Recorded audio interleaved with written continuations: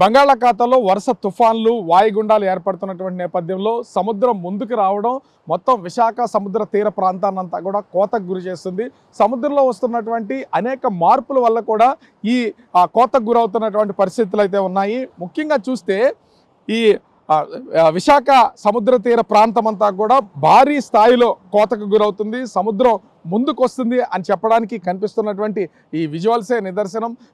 ఇంచుమించుగా చూస్తే ఒక 10 నుంచి 15 రోజుల క్రితం వరకు కూడా ఎక్కడ ఈ సముద్రంలో ఉన్నటువంటి అంటే సముద్ర ఒడ్డున ఉన్నటువంటి ఈ బండరాళ్ళు ఏవి కనిపించేవి కాదు. మొత్తం అంతా కూడా ఇసుకతో కప్పబడి ఉండేది. కానీ ఇప్పుడు చూస్తే వాతావరణం దానికి భిన్నంగా కనిపిస్తుంది. వరుసగా మొత్తము సముద్రం కోతకు గురి చేస్తూ ముందుకు సముద్రం అయితే వస్తుంది. ఒక విధంగా చెప్పాలంటే గడిచినటువంటి 10 రోజుల నుంచి ఇప్పటి వరకు చూస్తే ఇంచుమించుగా 50 అడుగులకు పైనే సముద్రం ముందుకు వచ్చినట్లుగా ఇక్కడ స్పష్టంగా తెలుస్తున్నటువంటి పరిస్థితి అయితే కనిపిస్తుంది. మనము ఈ చూస్తే ఇంత పెద్ద పెద్ద బండరాళ్ళు ఒక విధంగా అంటే కోత ఏ స్థాయిలో గురైందని చెప్పడానికి కూడా నిదర్శనం ఇక్కడ కనిపిస్తున్నటువంటివి. 5 అడుగులకు పైనే మొత్తం కోతకు గురవడం, మొత్తం ఇసుకంతా కూడా సముద్రం లోపలికి వెళ్ళిపోతున్నటువంటిది అయితే ఉంది. ఎంత దూరం వెళ్ళినా కూడా ఇదే పరిస్థితి. ఇంచుమించుగా ఆర్కే బీచ్ దగ్గర నుంచి ఈ వైఎస్ఆర్ స్టాచ్యూ అంటే పార్క్ హోటల్ వరకు ఉన్నటువంటి దాదాపుగా 2.5 కిలోమీటర్ల పరిధి మొత్తం అంతా కూడా ప్రస్తుతం ఇదే విధంగా ఇక్కడ కోతకు గురవుతుంది. ఒక్క చోటే కాదు, సముద్ర తీర ప్రాంతంలో అటు భీమిలి వరకు ఉన్నటువంటి 25 కిలోమీటర్ల తీరంలో ఆ మొత్తం ఇసుకంతా కూడా సముద్ర గర్భంలో కలిపేసుకుంటున్నటువంటిది అయితే ఉంది. కోతకు గురయ్యి సముద్రం ముందుకు వస్తున్నటువంటిది అయితే ఉంది. ఒక విధంగా ఇది అంటే సైంటిస్టులకు కూడా అందనటువంటిది.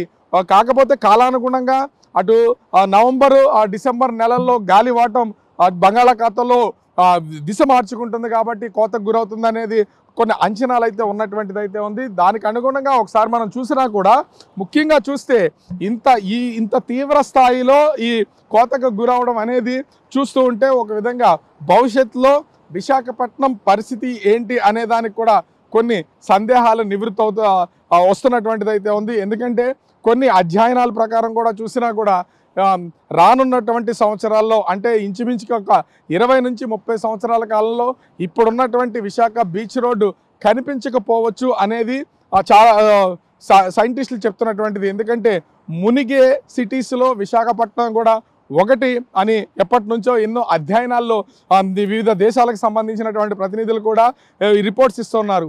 ఇప్పుడు ఉన్నటువంటి ఈ పొజిషన్స్ కనుక మనం ఒకసారి చూస్తే ఇది ఒక విధంగా భయపడాల్సినటువంటి పరిస్థితే. మరి ఈ స్థాయిలో కోతకి ఎందుకు గురవుతుంది అనే దాని మీద కూడా అధ్యయనాలు జరగాల్సినటువంటిది అయితే ఉంది. గాలివాటం మార్చినా లేదా సముద్ర కెరటాలు తీరు మార్చుకుని వాటి తీవ్రత ఎక్కువైనా కూడా ఇంత స్థాయిలో సముద్రపు కోత గురవుతుంది అనేది ఇప్పటివరకు చూసినటువంటిది లేదు. గడిచినటువంటి దాదాపుగా ఒక 2 సంవత్సరాల కాలంలో ఈ స్థాయిలో మొత్తం అంతా కూడా కోతకు గురైనటువంటి పరిస్థితులు ఎక్కడా లేవు. మనము చూస్తున్నటువంటి ఈ విజువల్సే నిదర్శనం. అసలు ఇక్కడ ఇంత పెద్ద పెద్ద బండరాళ్ళు ఉన్నాయన్న విషయం కూడా ఇప్పటి వరకు అటు ఎవరికీ తెలియనటువంటి పరిస్థితి. అంటే ఇప్పటి వరకు మొత్తము ఇంచుమించుగా 5 నుంచి 7, 9 అడుగుల వరకు కూడా ఇసుక మేటలు వేస్తున్నటువంటి పరిస్థితి అయితే ఉంది. ఆ ఇసుక మేటలన్నీ కూడా ఇప్పుడు కరిగిపోయి సముద్ర గర్భంలోకి వెళ్ళిపోతున్నటువంటి పరిస్థితుల్లో ఒక్కొక్కటిగా ఆ బండరాళ్ళన్నీ కూడా బయటపడుతున్నాయి.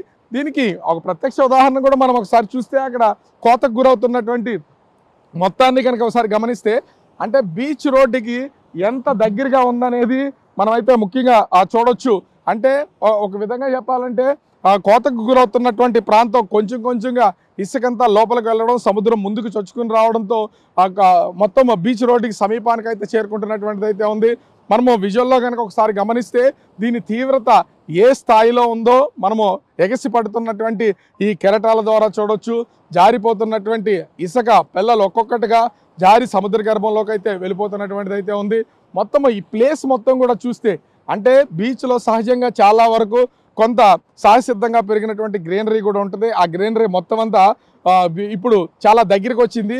ఇప్పుడు మనకి దూరంగా కనిపిస్తున్నటువంటి మనుషులు మత్స్యకారులు అక్కడ కొంతమంది ఈ గేలాల ద్వారా ఈ చేపలు వేటాడుతున్నటువంటి వాళ్ళు నిలబడినటువంటి ప్లేస్ కూడా అంతే హైట్లో ఉండేది. ఇసుక మొత్తం వాళ్ళు నిలబడినటువంటి ప్లేస్ నుంచి ఇంచుమించుగా సముద్ర లోపలికి ఇంకొక 20 నుంచి 30 అడుగుల వరకు కూడా ఈ ఇసుక మేటలు అదే విధంగా ఉండేవి. కానీ ఇప్పుడు చూస్తే మొత్తం అంతా కోతకు గురయ్యి మరి సముద్ర తీర ప్రాంతం ఒక భయానికి గురి చేస్తున్నటువంటి పరిస్థితులు అయితే కనిపిస్తున్నాయి. ఇది ఇలా ఎంతకాలం కొనసాగుతుంది ఏంటనేది అర్థం కానటువంటి పరిస్థితి అయితే నెలకొంది.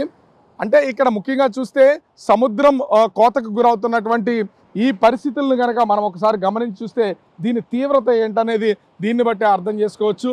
అయితే ఒక పక్క నుంచి అటు జీవీఎంసీకి సంబంధించినటువంటి అధికారులు కూడా చాలా వరకు ఇసుక మేటల్ని అంటే ఒకవేళ చొచ్చుకుపోయినా అంటే లోపలికి సముద్ర గర్భంలో కలిసిపోతున్నా లేదా ఎక్స్ట్రాగా వచ్చినటువంటి ఇసుకనంతా కూడా సర్దే ప్రయత్నం అయితే చేస్తున్నారు. కానీ సముద్రపు అలలు దాటికి ఇది ఎక్కడా కూడా ఉంటున్నటువంటి పరిస్థితి లేదు. మొత్తం అంతా కూడా కోతకు గురవుతుంది. ఇప్పటికే ఈ ప్రాంతంలో ఉన్నటువంటి చాలా వరకు డ్రెడ్జింగ్ మిషన్ల ద్వారా లోపల డ్రెడ్జింగ్ చేస్తూనే ఉన్నారు.